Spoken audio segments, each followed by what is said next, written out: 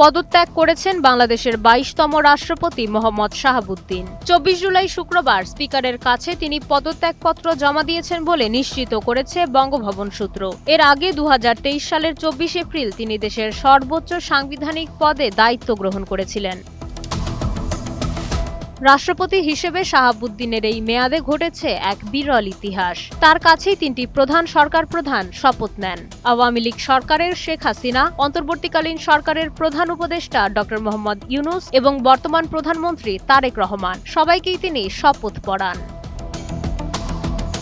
সংবিধানের বিধান অনুযায়ী রাষ্ট্রপতি স্পিকারের উদ্দেশ্যে স্বাক্ষরযুক্ত পত্র দিয়ে পদত্যাগ করেছেন। তার জায়গায় এবার দায়িত্ব নিয়েছেন জাতীয় সংসদের স্পিকার হাফিজ উদ্দিন আহমদ বীর বিক্রম। পরবর্তী রাষ্ট্রপতি নির্বাচন না হওয়া পর্যন্ত তিনি ভারপ্রাপ্ত রাষ্ট্রপতি হিসেবে দায়িত্ব পালন করবেন। মাই শামালিহা, সময়ের আলো।